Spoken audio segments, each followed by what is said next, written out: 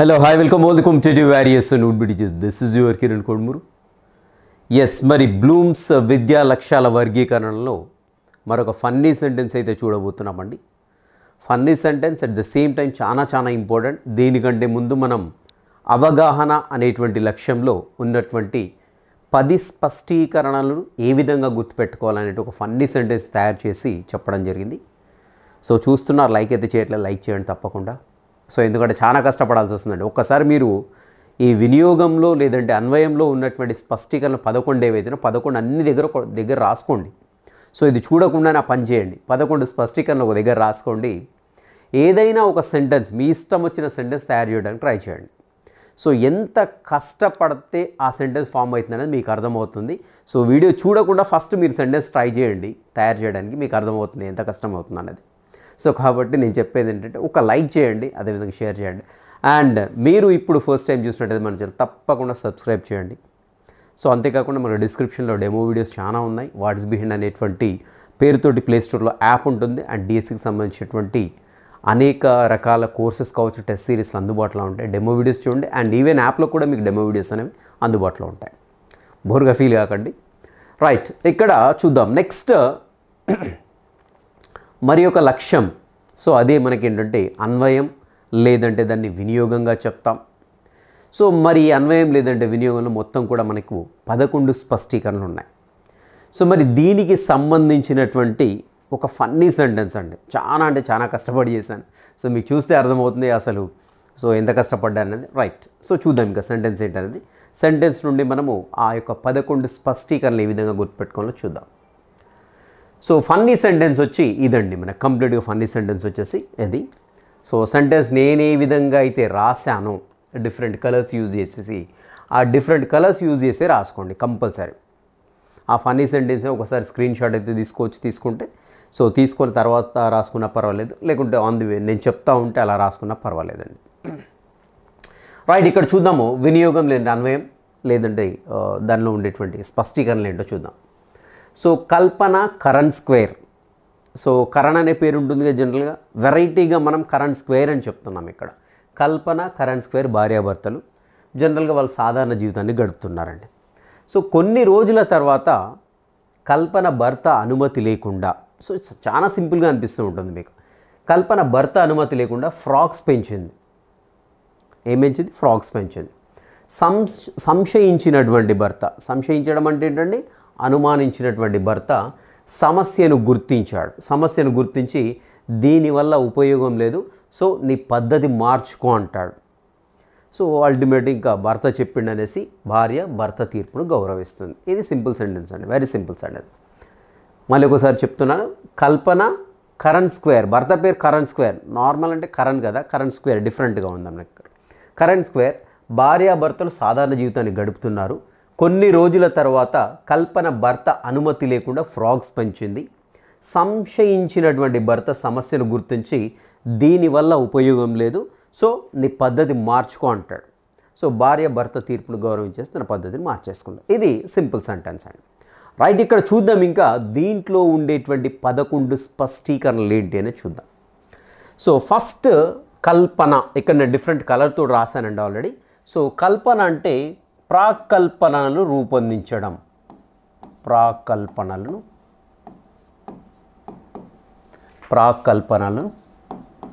రూపొందించడం. ఇది వచ్చేసి మనకి ఫస్ట్ స్పష్టీకరణ అండి. నెక్స్ట్ ఇక్కడ మనకి కరణ్ స్క్వేర్ అంటున్నాం. అంటే కరణ్ అనే దానితోటి మనకి 2 స్పష్టీకరణలు ఉన్నాయి, కరణ్ అనే దానితో. సో మరి కరణ్ ఏంటి? కారణం. రైట్, సో ఇక్కడ కారణాలు తెలపడం,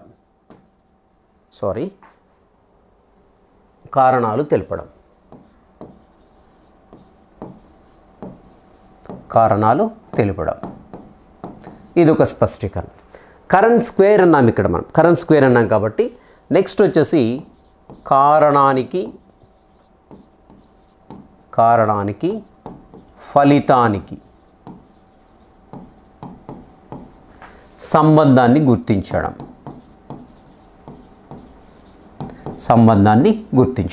లేకుంటే సంబంధాన్ని ఏర్పరచడం, ఏదైనా పర్వాలేదు. రైట్, ఇక్కడ 3 వచ్చేసాయి. కల్పన అంటే ప్రాకల్పనను రూపొందించడం, కరెంట్ స్క్వేర్ అంటే ఒకటి కరణ్ ఏంటంటే కారణాలు తెలపడం, ఇంకొక కరణ్ ఏంటంటే కారణానికి ఫలితానికి మధ్య సంబంధాన్ని ఏర్పరచడం. ఓకేనా. నెక్స్ట్ భార్యాభర్తలు సాధారణ అన్నం అంటే సాధారణీకరణాలను రూపొందించడం. సాధారణీకరణాలను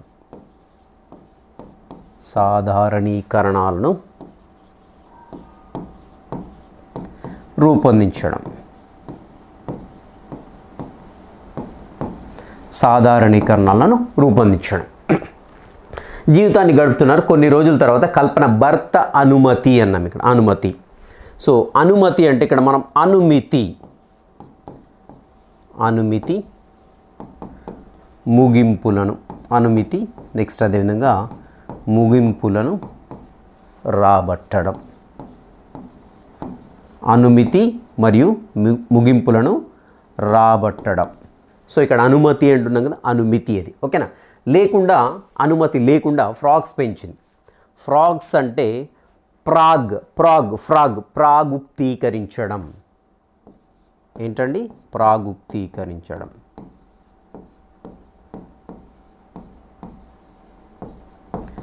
ఫ్రాగ్స్ అంటే ప్రాగుప్తీకరించడం. నెక్స్ట్ సంశయించిన అంటున్నాం. ఇక్కడ సంశయించిన అంటే ఏంటంటే ఇక్కడ సంశ్లేషణ చేయడం.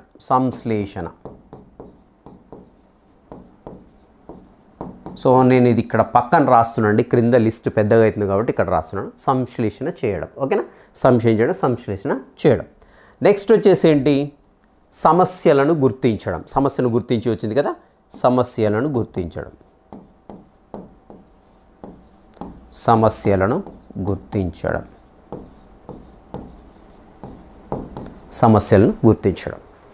నెక్స్ట్ ఉపయోగాలని తెలపడం.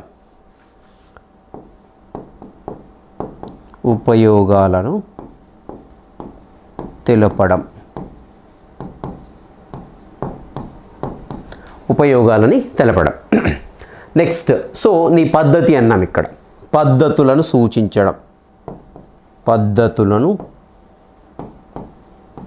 లేదా సామాగ్రిని సూచించడం.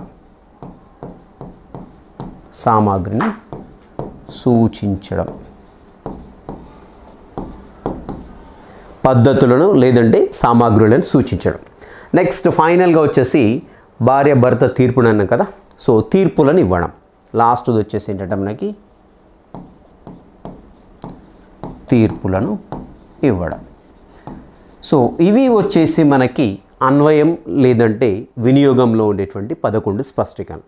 సో మరి అన్నీ వచ్చాయా లేదా ఒకసారి అయితే చెక్ చేద్దామండి, అన్నీ వచ్చాయా లేదా అనేది. సో ఫస్ట్ది వచ్చేసి ఏంటంటే ప్రాకల్పనను రూపొందించడం. ఓకేనా. నెక్స్ట్ కారణాలు తెలపడం.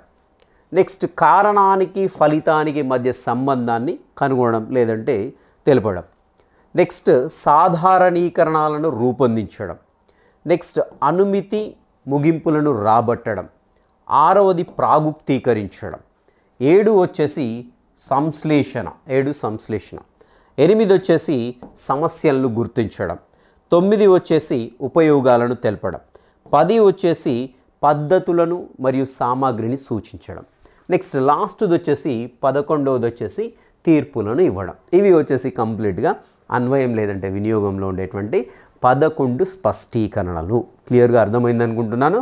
సో వెరీ సింపుల్ సెంటెన్స్ అండి. Sentence simple and logical and magical and అదేవిధంగా ఫన్నీ సెంటెన్స్. రైట్, మళ్ళీ ఒక్కసారి చూద్దామండి సెంటెన్స్ అనేది. కల్పన కరెంట్ స్క్వేర్. భార్యాభర్తలు సాధారణ జీవితాన్ని గడుపుతున్నారు. కొన్ని రోజుల తర్వాత కల్పన భర్త అనుమతి లేకుండా ఫ్రాగ్స్ పెంచింది.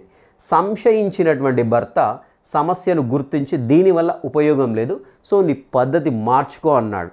భార్య భర్త తీర్పును గౌరవించింది. రైట్. సో ఇది వచ్చేసి ఫన్నీ సెంటెన్స్. ఒక్కసారి మీరు స్క్రీన్ షాట్ కూడా తీసుకోవచ్చు. స్క్రీన్ షాట్ తీసుకొని మీరు సపరేట్గా నేను ఎలా అయితే డిఫరెంట్ కలర్లో మెన్షన్ చేశానో సో ఆ కలర్లో పెన్ పెట్టి రాసుకోండి. ఎట్ ద సేమ్ టైం రాసుకున్న తర్వాత ఏంటి అనేది 1-2 సార్లు ప్రాక్టీస్ చేసుకోండి పెన్ పేపర్తో ప్రాక్టీస్ చేసుకుంటేనే వాట్ ఈజ్ వాట్ అనేది అర్థమవుతుంటుంది. సో ఇవి వచ్చేసి మనకి దీంట్లో ఉండేటువంటి కంప్లీట్ స్పష్టీకరణలు. ప్రాకల్పనలను రూపొందించడం, కారణాలు తెలపడం, కారణానికి ఫలితానికి మధ్య సంబంధాన్ని ఏర్పరచడం, సాధారణీకరణలను రూపొందించడం, అనుమితి ముగింపులను రాబట్టడం, ప్రాగుక్తీకరించడం, సంశ్లేషణ చేయడం, సమస్యలను గుర్తించడం, ఉపయోగాలను తెలపడం, పద్ధతులను సామగ్రి సూచించడం, తీర్పులను ఇవ్వడం. సో చాలా టిపికల్ అనిపించిందండి నాకైతే. అంటే దీనికి సెంటెన్స్ అసలు క్రియేట్ చేయడానికి అయితే నాకు చాలా రిస్కీ అనిపించింది. బికాజ్ అసలు ఇర్రిలవెంట్ వర్డ్స్ అండి ఇవన్నీ కూడా, ఒకదానితో ఒకటి ఎలాంటి సంబంధం లేనటువంటి వర్డ్స్. అసలు సెంటెన్స్ తయారు చేయడం చాలా అంటే చాలా ఇబ్బంది అయింది. కాబట్టి I request you please like the video and మీకు బాగా తప్పకుండా షేర్ చేయండి. అండ్ ఫస్ట్ టైం చూసినా సబ్స్క్రైబ్ చేయండి. అండ్ డిస్క్రిప్షన్లో మరొక విషయం ఏంటంటే చాలామంది నాకు ఫోన్ చేసి వాట్సాప్లో మమ్మల్ని యాడ్ చేయండి సార్, టెలిగ్రామ్లో యాడ్ చేయండి. డిస్క్రిప్షన్లో మనకు వాట్సాప్ లింక్ ఉంది, టెలిగ్రామ్ లింక్ కూడా ఉందండి. సో టెలిగ్రామ్ లింక్లో కూడా జాయిన్ కావచ్చు. నేను ఎప్పటికప్పుడు అంటే లేటెస్ట్ పోస్టులు ఏవైతే అన్నీ కూడా పోస్ట్ చేసేస్తూ ఉన్నాను. సో అదేవిధంగా డిస్క్రిప్షన్లో డెమో వీడియోస్ నేను బోర్గా ఫీల్ కాకండి, తప్పకుండా చూడండి. చూసిన తర్వాత ఓకే అనుకుంటే then go for what's behind app play స్టోర్లో ఉంటుంది, డౌన్లోడ్ చేసుకోండి. I wish you all the best. Meet you in the next session. Till next session. Have a great day.